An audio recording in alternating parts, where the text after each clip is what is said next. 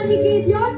Sa pag-obey niya sa Panginoon, he destroyed the altar of Baal. Sinira niya yung Baal, pinagsak niya yung rebulto na gawa sa stone. After Gideon's initial lack of faith, he then showed faith by destroying an altar to the Canaan god of Baal.